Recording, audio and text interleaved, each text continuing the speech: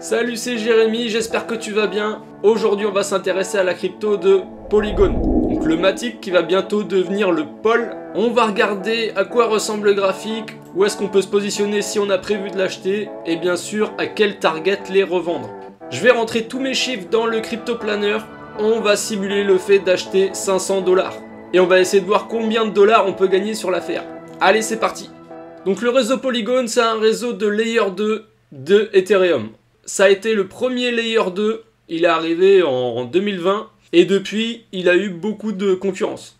Je vais pas te faire toutes les blockchains de Layer 2 d'Ethereum, mais tu vois, il y a le Arbitrum, Optimism, Starknet, Base, enfin c'est en train de travailler. Et on voit sur Defilama qu'il se tire un peu la bourre avec le réseau Avalanche et Solana, qui eux sont des Layer 1. On a presque 500 applications décentralisées qui fonctionnent sur Polygon. Et en ce moment, il y a une TVL à 840 millions de $. Donc le réseau va évoluer en Polygon 2.0. Ça va leur permettre d'être encore plus scalable. Des petits coûts de transaction, de la haute performance et la sécurité avec les ZK Proof. Donc tu vois, on voit un peu les statistiques de Polygon 2.0. Le nombre de wallets est en augmentation. Les contrats aussi. La TVL, on voit qu'on est en train de ranger là depuis septembre 2023. Alors moi ce que j'aime bien, c'est que tu vois, les tokens ils sont débloqués presque à 100%. On voit que le dernier déblocage de tokens, tu vois, c'était en octobre 2022.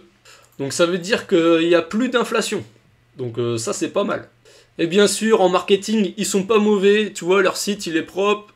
Ils jouent à fond la carte de la blockchain verte. Donc tout ça, c'est des bons points qui pour moi font que le Matic peut être un bon investissement. Donc c'est ce qu'on va regarder avec le graphique. Alors voilà la tête du Matic.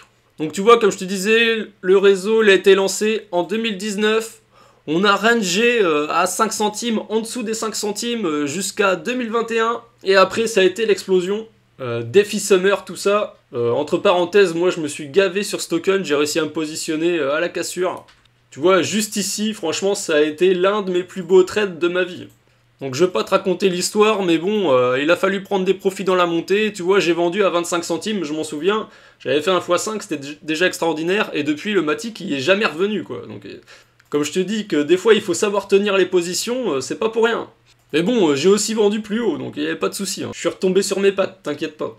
Et tout ça grâce à mon crypto-planner, d'ailleurs, je le remercie encore. J'aurais jamais pu faire ces gains-là sans lui. Donc ouais, le gros bull run, on a été taper les 2,80 $. Et là, le crash comme tout le monde. Et en ce moment, on est en train de ranger sur le côté, tu vois, entre les 30 centimes et les 1,50 $. Alors, où est-ce que je pourrais potentiellement acheter ce token? J'en ai déjà un peu en portefeuille, mais tu vois, si j'ai envie d'en racheter, où sont les bonnes zones? Alors, on va prendre un Fibo de retracement. Et tu vois que là, on est dans la zone de rechargement. Donc, pour moi, c'est plutôt un bon prix. Et en plus, tu vois, on est aussi en ce moment dans la zone de rechargement du dernier mouvement. Donc clairement, on peut mettre une cartouche aujourd'hui, je vois pas de souci là-dessus. Alors là, j'ai chargé un autre graphique, tu vois, c'est le Matic face au Bitcoin. Et là, on voit qu'en ce moment, on est sur un support. Donc est-ce que ça va tenir face au Bitcoin? Je sais pas, mais quand on investit, souvent on dit on achète les supports, on vend les résistances, tu vois. En haut, là, ce serait une résistance, en bas, on est sur un support. Donc ça peut rebondir ici. Après, ça peut totalement traverser. Hein. Parce que là, si on traverse, tu vois, derrière, il n'y a pas grand-chose. Donc, comment ça va évoluer, je sais pas trop. Donc, est-ce qu'il peut aller plus bas? Oui, bien sûr. Si Bitcoin décide de cracher aujourd'hui, toutes les altcoins, elles vont cracher et le Matic en fera partie. Donc, il y a moyen de choper plus bas. Donc, on va pas être trop gourmand. On va faire la zone de rechargement du dernier petit mouvement, tu vois, qui se trouve en dessous les 67 centimes. On peut mettre une target d'achat là-dedans. Alors on peut essayer d'être joueur et se dire que le support qui est ici, il va pas tenir. Et qu'on pourrait aller revisiter le bas du range. Ouais, tu vois dans la zone entre 45 centimes et le plus bas, elle est un petit peu plus bas si on va chercher tous les stops à 30 centimes. Ah bon, ça commence à faire une belle chute. Hein. Tu vois, il faudrait perdre 60%. Entre 40 et 60%, donc bon, ça fait un bon drop. Mais tout est possible. Allez, donc on a 4 targets, donc tu vois j'ai prévu d'acheter à 0,79 centimes, 0,65, 0,45, 0,31. On a dit qu'on consacrait 500 $ au Matic. Donc tu vois, si je mets que je le distribue en 4 fois, ça fait des entrées à 125 $.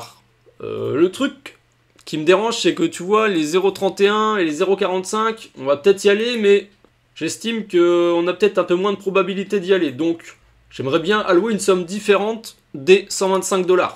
Donc, je vais plutôt m'orienter vers des achats uniques et c'est moi qui vais décider combien je mets en dollars à chaque palier. Donc, j'ai remis mes targets de vente. Alors, on va dire que aujourd'hui, je vais mettre 150 $. 0,65, je pense que ça peut être faisable, donc je vais en mettre 200. Les 0,45 possible, je mets 100. Et 0,30 $, dur, donc je vais mettre 50 $. Voilà, donc aujourd'hui on a acheté, donc j'ai mis la petite croix.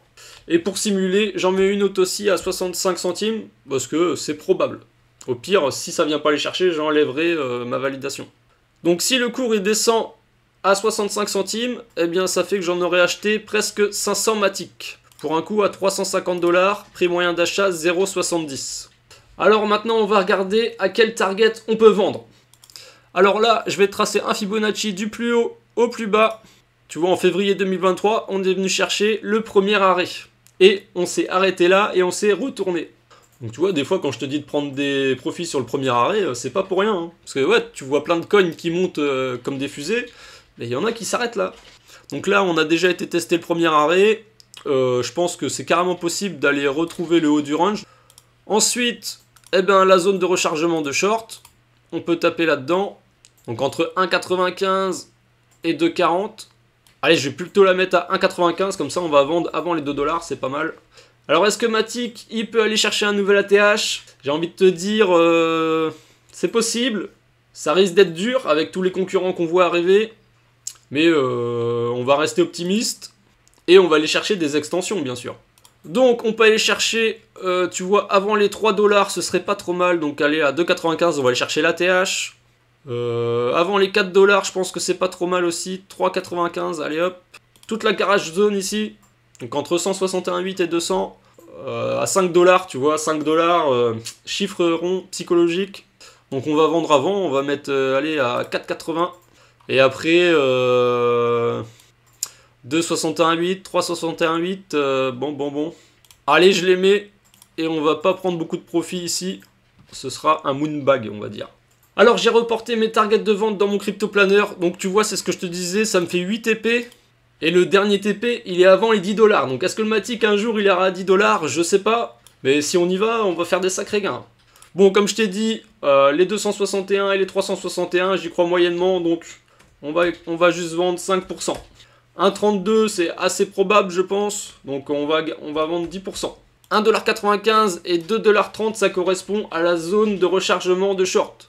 Donc ici, je vais vouloir vendre quand même un bon montant. Donc je vais vendre 15% à chaque target, ça fait 30% presque dans la zone de rechargement. Les 2,90 $, c'est le nouvel ATH, donc je pense qu'il y a des probabilités d'y aller, donc on va mettre 15%. Et après, au-dessus de la TH, ça devient délicat, donc allez, on va mettre 15 et 10. Donc là, je vois qu'il me reste 10%, donc on va rajouter les 10% dans la zone de rechargement. Hein. Donc 20% à 2,30 $ et 20% à 1,95 $. Donc voilà un peu la courbe de distribution. Ok, bon, ça me paraît bien. On voit qu'à partir du 3e TP, on passe en positif. On aura remboursé ce qu'on a mis sur la table. Alors qu'est-ce que ça nous dit? Si on investit 350 $, on peut se retrouver avec 1700 $, si toutes les targets sont atteintes. Si on arrive à retourner à la TH, on sera en gain de 350 $. Donc on aura fait un petit x2. Tu vois, un ROI de 100%. Bon, finalement, ça me va pas. On n'a pas pris... Enfin, je trouve qu'on est trop optimiste. Donc je vais mettre 10% à 3,90 $ seulement. Et je vais rajouter 5% du coup à ma 3e target. On a rajouté 18% à notre ROI, donc c'est un peu mieux. Et si on va toucher presque les 4 $, on sera à 600. Alors dis-moi, toi, à quel target tu vises sur le Matic, ça m'intéresse. Allez, si le CryptoPlanner au passage il t'intéresse, tu as un lien dans la description. Tu cliques, tu t'inscris et tu auras de mes nouvelles dans ta boîte mail. Allez, c'était un plaisir et je te souhaite de bonnes fêtes de fin d'année. Salut!